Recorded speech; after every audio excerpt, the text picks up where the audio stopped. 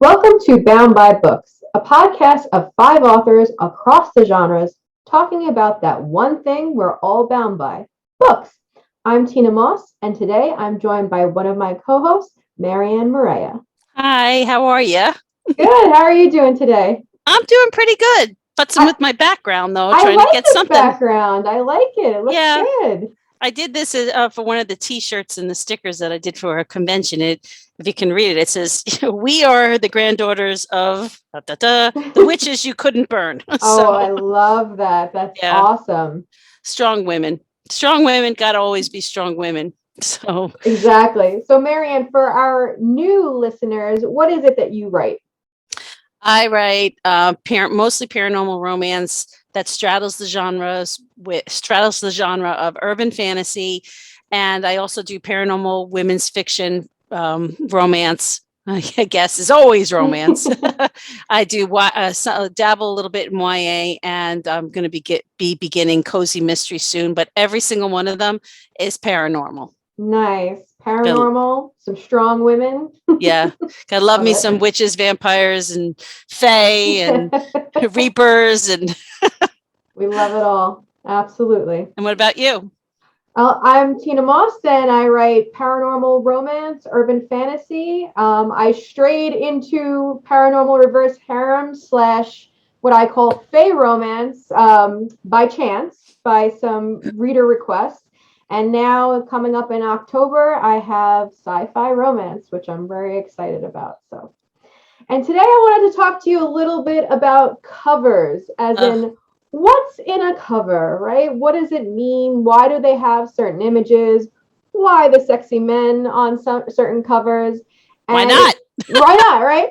And Abs, gotta be abs, right? and it was interesting because as I was dabbling into this sci-fi romance genre, I found that the vast majority of the covers was the sexy man chest, and in our case, the sexy alien man chest. So I just had a cover reveal for Aliens Captive, the first book in my series that's coming out in October. Ooh, fun. And so far it has very similar coloring to the banner behind me. I'll pop an image up on the screen for those of us watching on YouTube.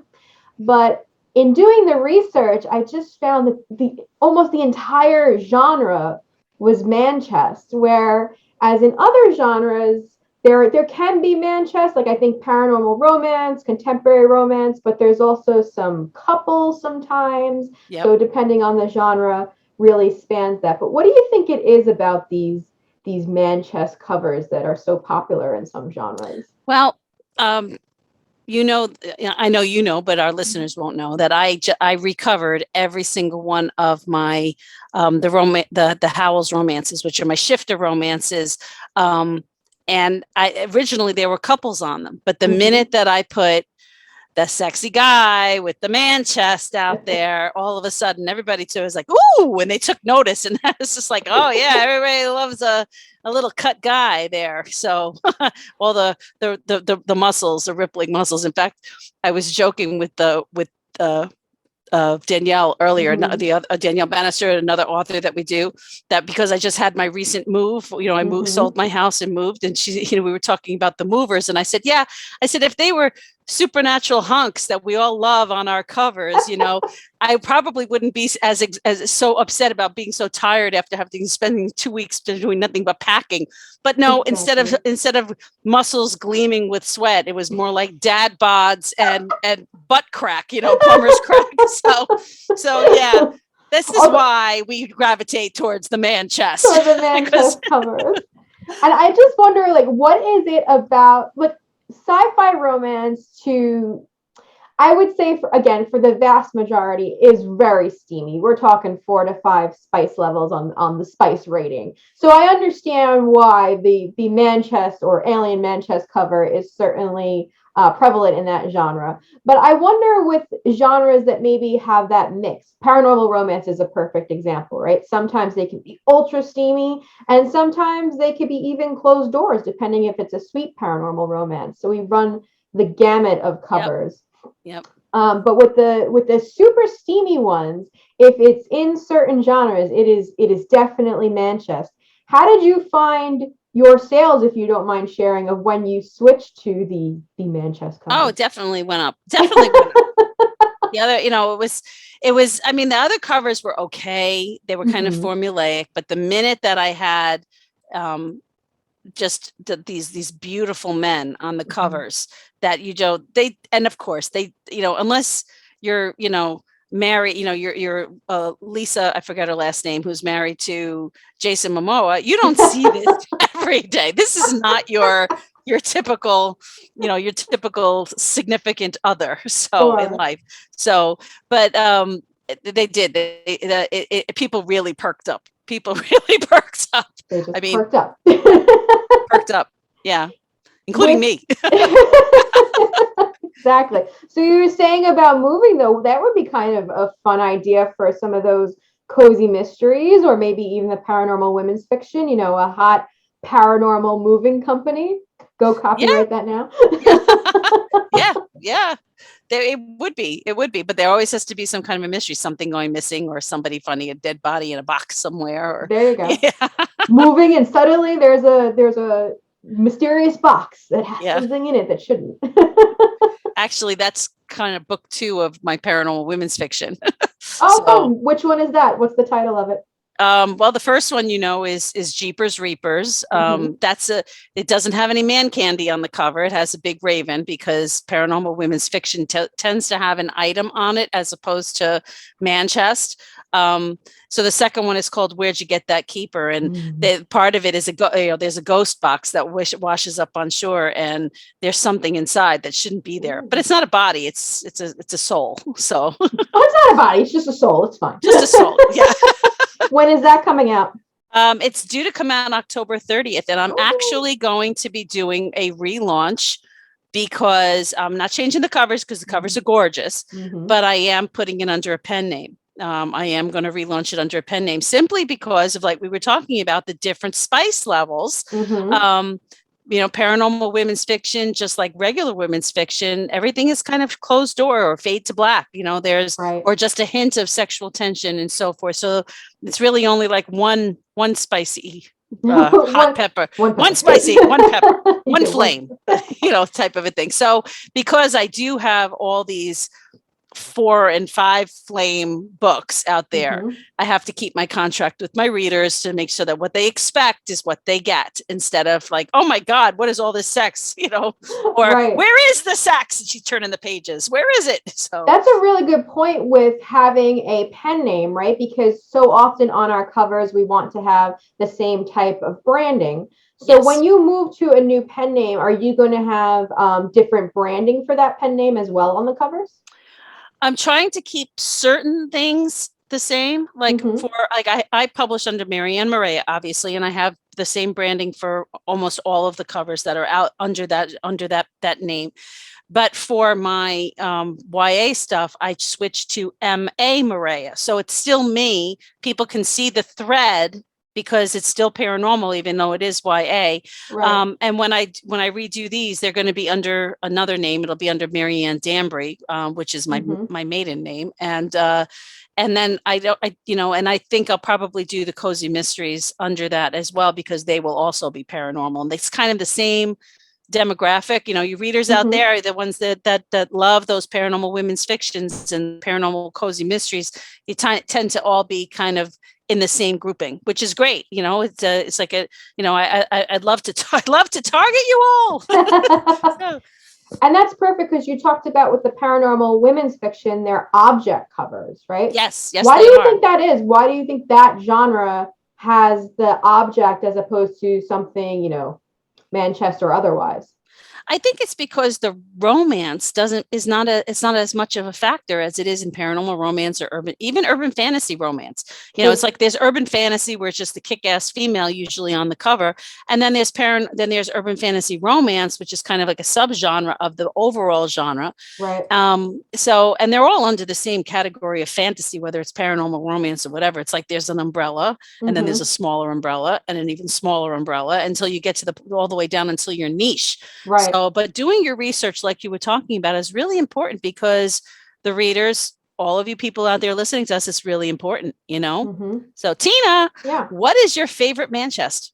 Which Oh model was your no. favorite man chest? Oh, that's so difficult because I have all of my sci-fi author friends have been teasing me for the last year and a half because I told them literally a year and a half ago that I was going to be jumping into the genre, but I was doing it over time and I was going to have some books ready. And I showed them the covers early. Oh my God, what a mistake because there are literally 6 covers that I have that have just been sitting in my inbox waiting to go out into the world. I've been dying to show them. So I just revealed the first one. I can't wait to reveal the rest, but there are definitely a lot of hot man chests that the world has not seen yet. But I think my favorite would have to be Code Black, which is up behind me. That model was the smoking hot.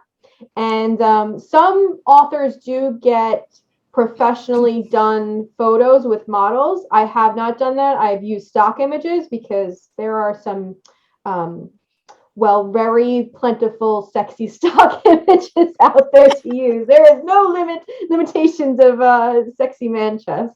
So I would have to Yep. say, for right now, Code Black, but maybe in the future that might change as more of the sci-fi books come out. Yeah, I mean, and then depending on your cover artist, they get a little creative. Like I have one here. Let me just Yeah. get up and show you. All right. So these are just two that just, they're this one is The Wolf and the Rose, which is where is it? There it is. The Wolf and the Rose. Nope, there it is. Wolf and the I love Rose. that one. I'll put another one up for our YouTube viewers too, so they Okay. can see This that. is all right. He is he's actually a CGI created man. He's not real. He doesn't exist in reality. That's amazing. So he's modeled, and my cover artist put him together and put the because his name in here is Stefan, and he is called the Iron Wolf, and that's why he's got the wolf tattoo over his his substantial pectoral muscle there. So anyway, That's but awesome. and then of course there's this is where is it? That's what happens when you use filters. You can't get in there. Where are you? There you are. So torn between two alphas. So I've got two amazing man chests there. I don't know if you can see them. You probably can't. Nice. So If you're listening to this podcast, you really need to go and check it out on YouTube to see the Manchester cover that we're describing. There it goes. I got it in the camera. There it goes. Oh my gosh! And there's 2 men on the cover with 1 woman. Because this is a menage.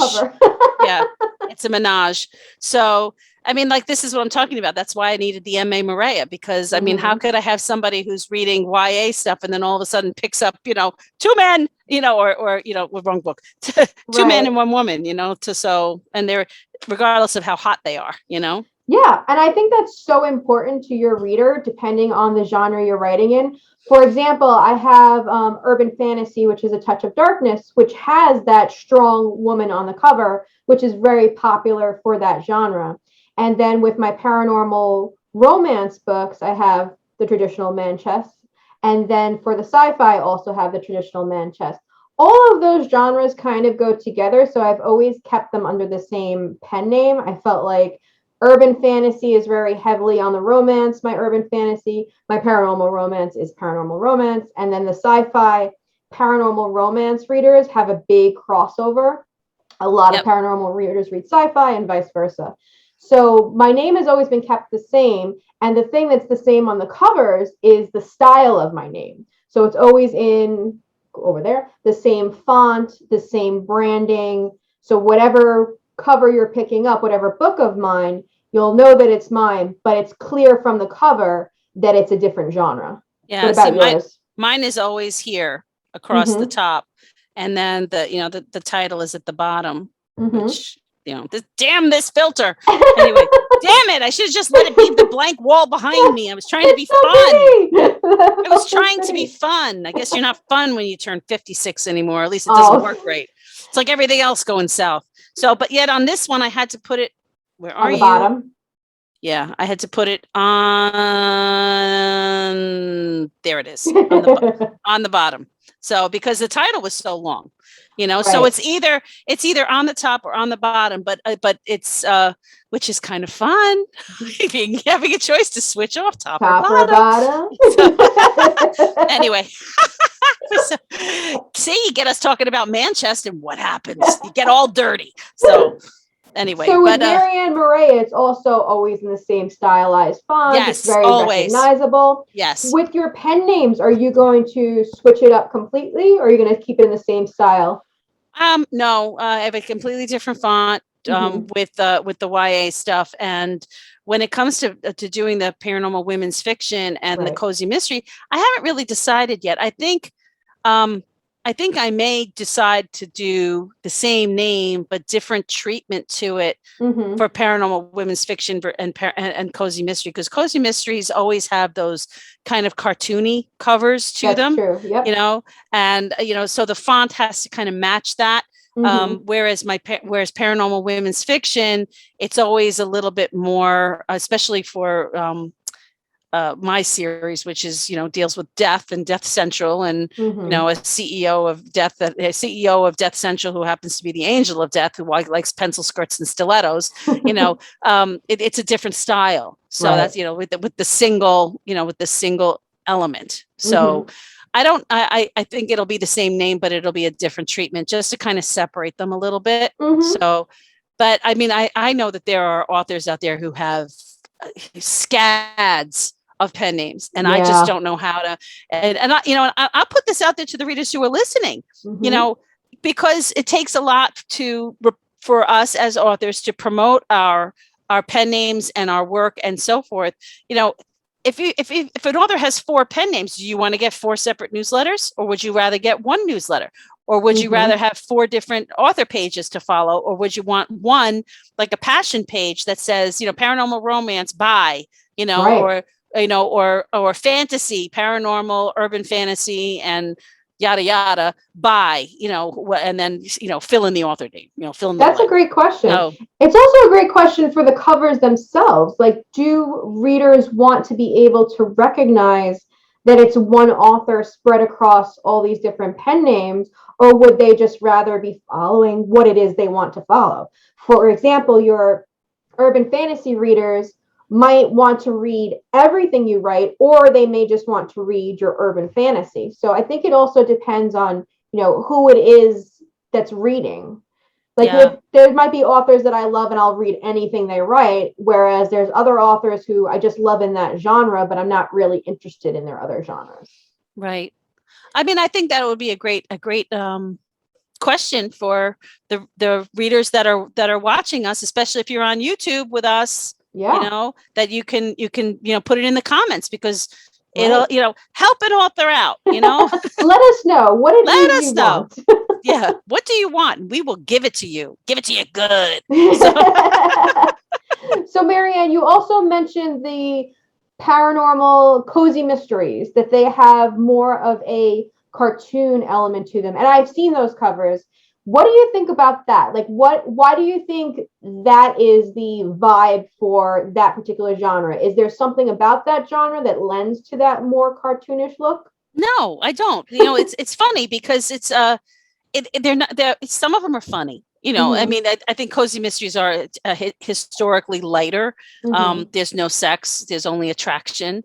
But you're dealing in either somebody dying, or you're Mm-hmm. dealing with some kind of a robbery or theft, and there's always some kind of something going, a threat going on, because if the closer the amateur sleuth gets to outing the culprit, there's always some kind of a tense moment. So you're not dealing with Rebecca of Sunnybrook Farm here. You're just, it's there's always an element of danger, more than one, especially if Right. there's a plot twist or two in there. So I don't know how it started with the cartoons. Maybe it was to play up on the humor, as opposed to the Darker dire, elements. the murder element or something. Right. But they're fun. They're absolutely Mm-hmm. fun. I mean, I have 2 that are out with in Robin Peterman's Magic and Mayhem series. The one is called Big Girls Don't Scry, and the other Mm-hmm. one is called Demons Are Forever. So they're kind of punny, but the covers Nice. are fun to do, especially with all the pop art that's out there. They're Right. really fun to do. It's almost like they kind of play off of that rom com element a little bit. Like it has that same type of cartoony feel to it, but it's Yep. obviously it's more paranormal. I wonder if there was like some crossover between rom-com writers into cozy mysteries that like lended to that style of cover. I don't know. Maybe that's how it. Maybe it's its origin story. I have no idea. Mm-hmm. Um, but I certainly am not a rom com author. Writer. Although I Right. have the two that I mentioned are definitely they fall into that category in terms of rom com. But my stuff tends to be dark, so Mm-hmm. it could use all the humor it could get. The thing I find really interesting too is that there seems to be this wave of, again, and these covers always go in waves, right? This wave of like no people on the cover, and specifically in what was traditionally YA, but now that whole audience has gotten older and they're calling it NA/adult or older YA of these writers. I think like Sarah J. Maas and Jennifer L. Armentrout, right? Where we're getting these object covers again that used to be popular maybe 15 years ago. Yeah, that's true. Because when I think about some of the paranormal romance, urban fantasy authors that I loved coming up the ranks, Sherry Kenyon and Mm-hmm. Charlene Harris and Kim Harrison and Karen Marie Moning. They always had items on Right. the men. And if it was a The guy, it was big kind of dagger. grayed out, and he's holding the dagger or Yeah, yeah, something like yeah. that. J.R. Ward, that type of a thing. So maybe it's cyclical too. It's like Mm-hmm. fashion. It's cyclical. Mm-hmm. It's cyclical. I've got stuff that's still in my closet from the 80s, and yes, I am that old. But that are now it's coming back in style. Like all my cockroach killer pointy shoes, they're all Right. back in style.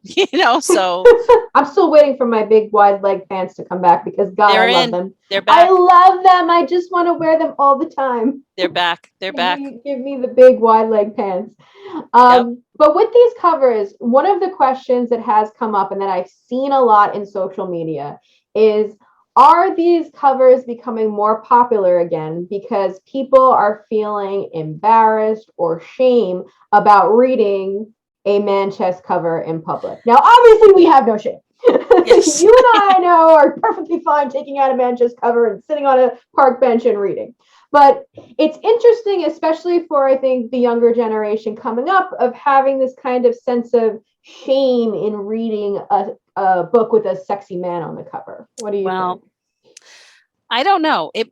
I think there may be something to it. Not so much shame, but Mm-hmm. like guilty pleasure. And you don't want Mm-hmm. anybody to know that this is your guilty pleasure because you might be a little bit embarrassed that this is your guilty pleasure. Like people who actually admit they watch the Real Housewives, Right, right. or me. I watch 90 Day Fiance, all Oh of God, I them. love that show. Oh my God. You know what? I sit there Same. with my popcorn and I yell at the television. I do, because I know you are an author like me who will Right. never write a female character who is too stupid to live. No. Okay. And I'm like, I looked at my husband came in the other night and he's like, what are you watching? And he watched for a little while. He goes, what is wrong with these girls? Are they that stupid that they realize that they're in their 50s and they're dating a 24-year-old and they don't think that they're a sugar mama? I mean, come on. So anyway, as to being embarrassed with this guilty pleasure, I guess it could be, but Kindle takes care of that a lot. But Right. the younger audiences still like paper. They still like Yes. reading paper. And So collecting it. Mm-hmm. yeah, so maybe that's part of it. I think maybe that's part of it, that they don't want somebody giving them the stink eye on the subway or on the beach or Mm-hmm. on the bus, or when they're reading, or finding somebody who likes the cover and then does one of these and starts reading over your shoulder, and you do one of those, like, what are you doing? So That's so funny. And I do, because you mentioned the Too Stupid to Live heroine, right? And in my first book, A Touch of Darkness, which is co-written with my co-author, Yelena Casal, that the heroine sometimes, I feel like in books, and especially in urban fantasy books, sometimes gets a little bit of flack. Because I've had her accused of being too stupid to live. And I always say, she's not too stupid to live. She's very capable. She's the centerpiece of this entire book. She just has too stupid to live moments, like yeah, we all have, yes, we right? all do. And I always feel like there's a lot of expectation in those types of books when you see the strong woman on the cover, for them to like always be perfect or always have the solution in every situation. And I'm like, she's still, a person. So sometimes she has the ditzy moment, or the moment where she's not completely perfect and she's Right. not doing everything right. And I wonder too if these covers are also playing into that idea of the not going for the too perfect character or the too strong character. Because I find a lot of these object books also have characters that are very flawed or very morally gray, or not the traditional type of strong alpha urban fantasy heroine that we're used to. So I I think think it's twofold. I think it is too. And when I say too stupid to live, I don't mean that they don't have their, this when they yell, the ghosts yell, "Get out!" and you open the basement door. I mean, Right. it's Or like, they run it's up the like, stairs in the horror movie instead of right. out the front door. Right, that type of thing. No, when I mean that, I'm talking about like the damsel in distress, Mm-hmm. I can't help myself. You have to rescue me.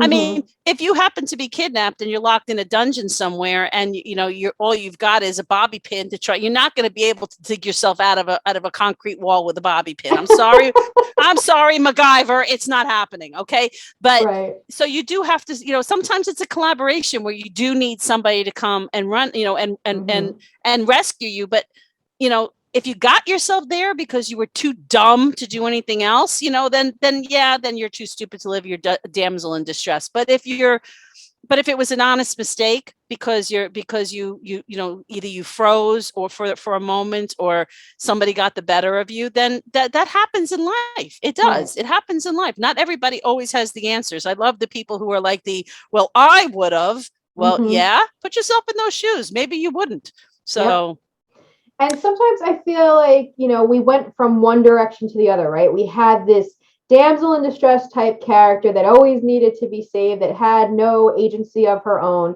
to this right. super alpha strong, never making a mistake heroine. And now I think we're kind of coming somewhere in the middle of that and trying to portray them as real people, as three-dimensional characters. Not to say that urban fantasy wasn't doing that, but I think it was very much more towards this like women empowerment. We are going to show only strong characters, and they have to be strong all the time. To okay, now we want to get some more reality and relatability into it. And I Yeah, do think the covers are making that statement a bit. I think that's true. I mean, because when you think of it, I mean, you're too young to remember, but in the 70s and the early 80s, we had all bodice rippers, and they Right. were all damsels in distress. But they Mm-hmm. were they were kind of the ones that I fell in love with, though the ones that they weren't the fainters, but they were the ones who figured it out along the way, and were snarky about it. Mm-hmm. Like they could figure it out. Like they didn't have any trouble,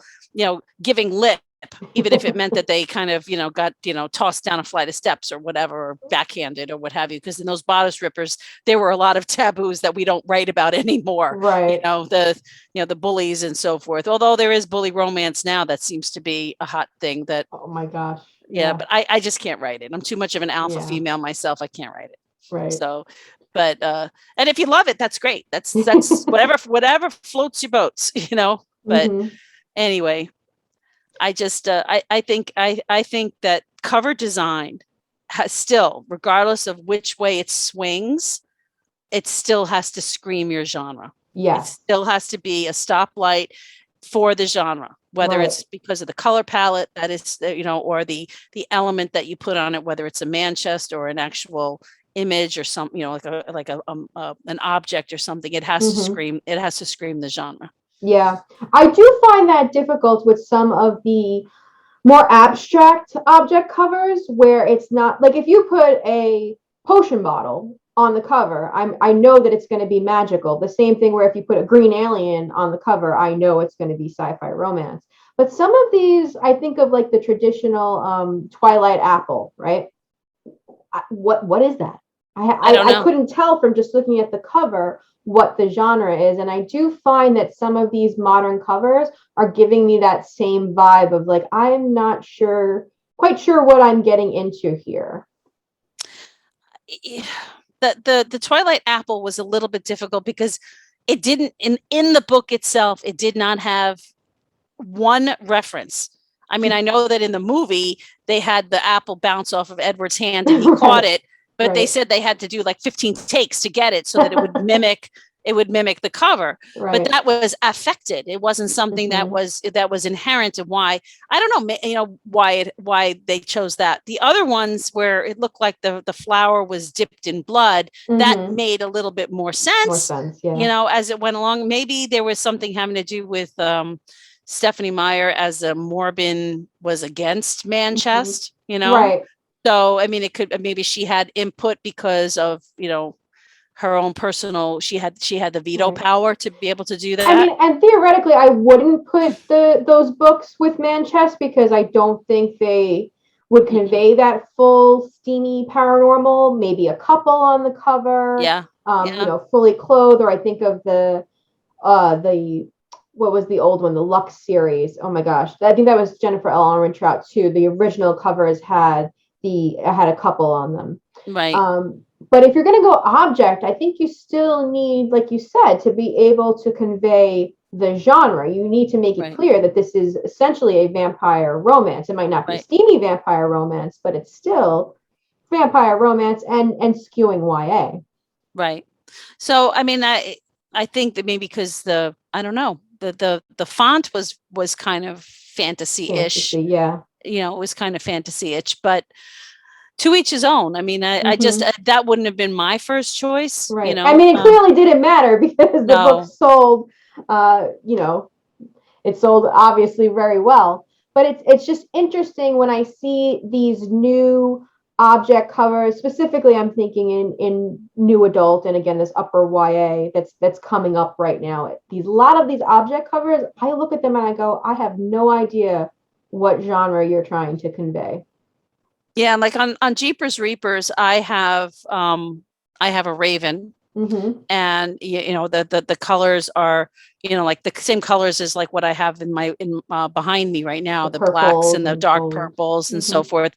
And you can tell it's fantasy, but I mean it's obvious that it's kind of like that it's a paranormal women's fiction, that you can tell from the feel of it that is the genre it falls into. Right. So, and also the title, Jeepers Reapers.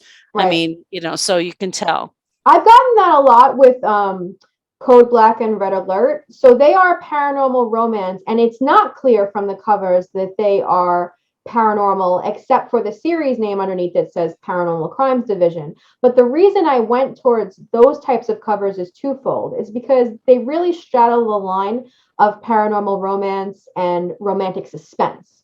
So I wanted to make sure that I was getting both audiences, that I was capturing them. And at the time that Code Black came out, it was 2015, and it was a different style.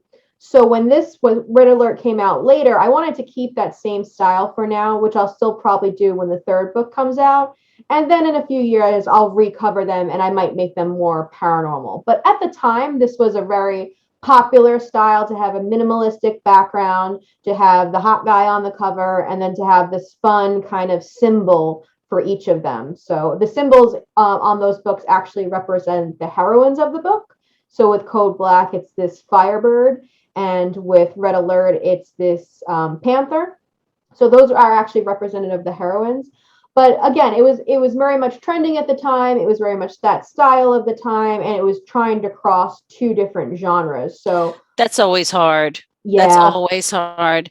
I mean, like I have Hunter's Blood and Twice Curse, which are it's book one and book two, but technically it's just book two is just a continuation of book one, which has been the bane of my existence that they're split. But but those two books skew more urban fantasy romance, and then the rest of the series, the other 6 books in the series, skew more romance, paranormal romance than urban fantasy, even though there's action and there's some kind of a suspense that has to happen.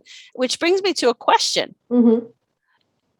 Where's the line between mystery thriller suspense and romantic suspense? I mean, paranormal romance can have a lot of action in it. It can, or it cannot. It depends on the author's choice and where the story goes.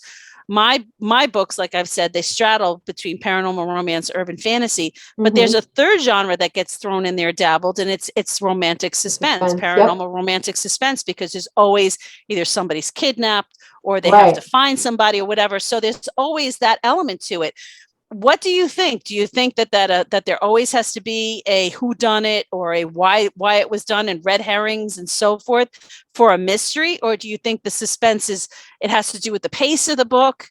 So I would actually consider both of my books, Code Black and Red Alert, that whole series is paranormal romantic suspense. It's very much based on the way a romantic suspense novel is written, just with paranormal elements. And I think that's why it has a difficult time with the covers.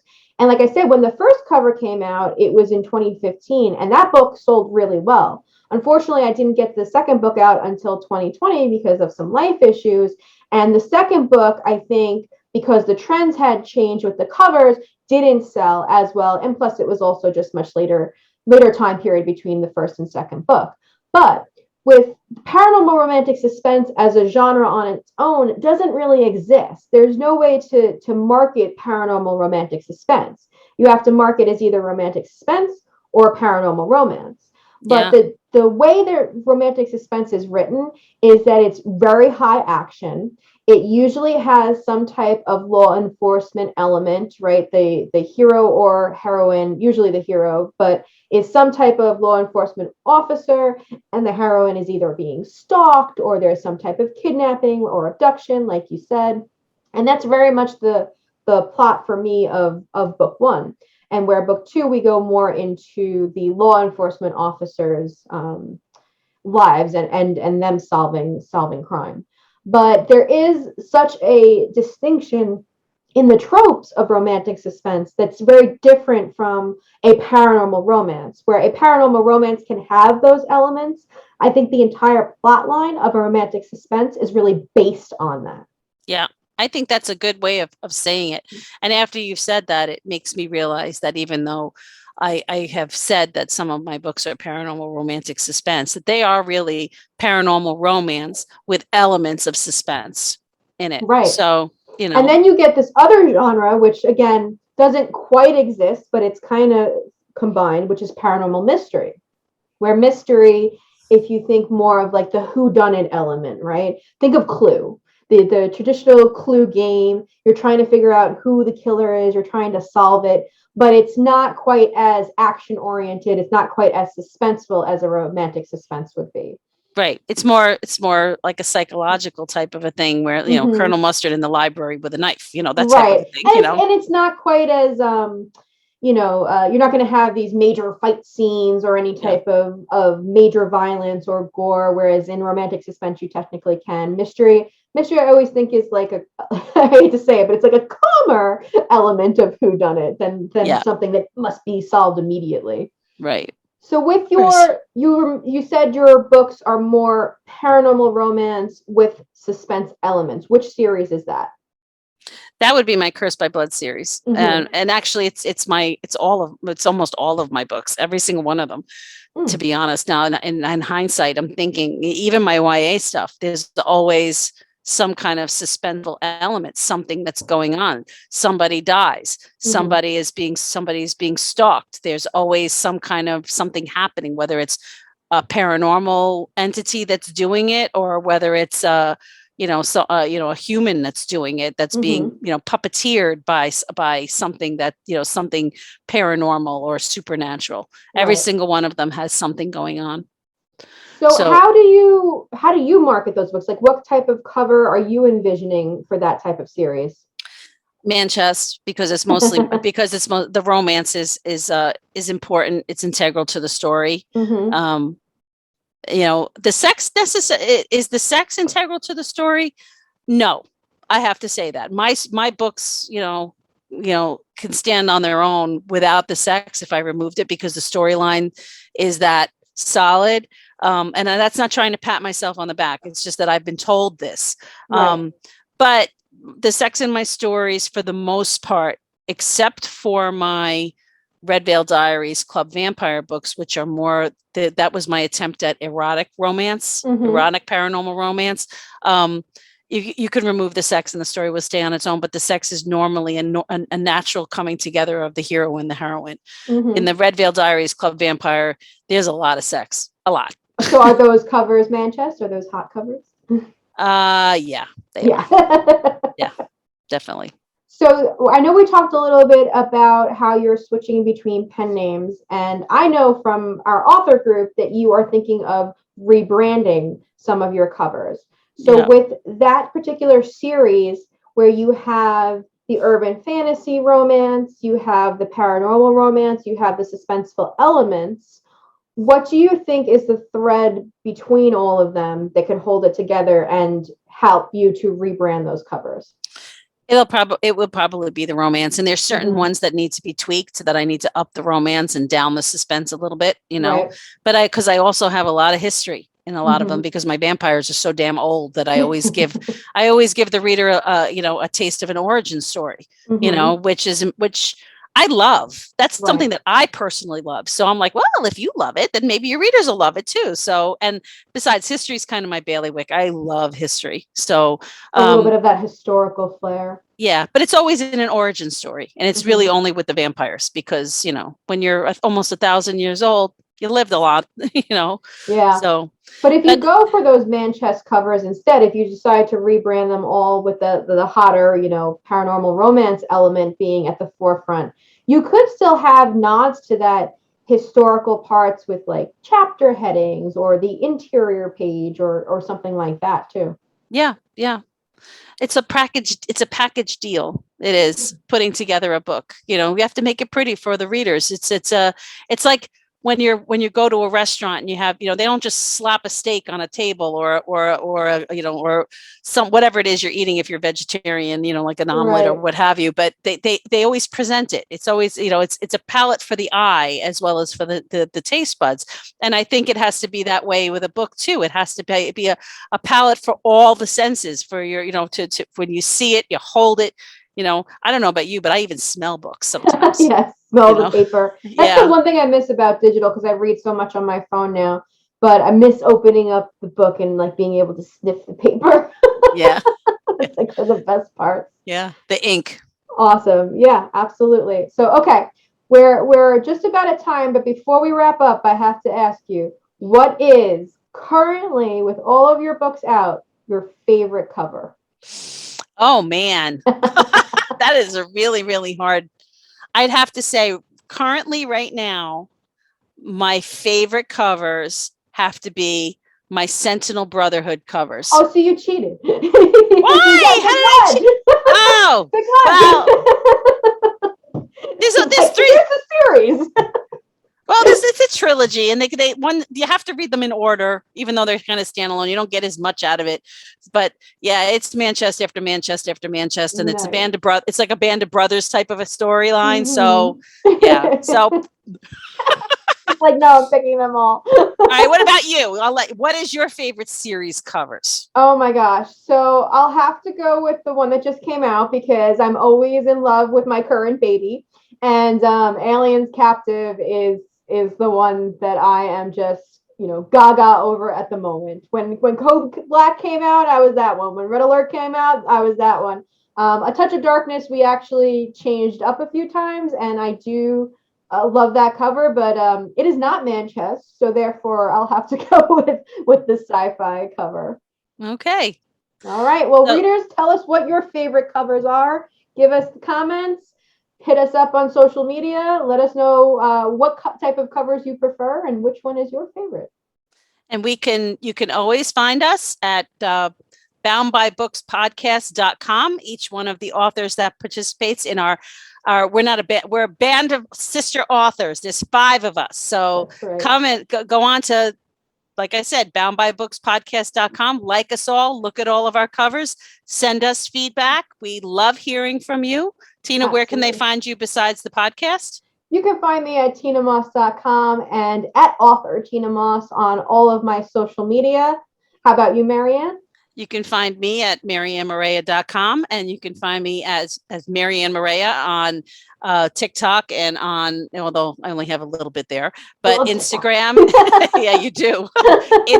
Instagram, Facebook, and don't forget, sign up for our newsletters. Right. You get all kinds of insider trading information there. Insider information. And join us every Monday at noon Eastern Standard Time. We are on SoundCloud, Spotify, Apple Podcasts, YouTube, and anywhere you listen or watch podcasts. And we will see you next week. Bye-bye. Thanks for listening. Yay.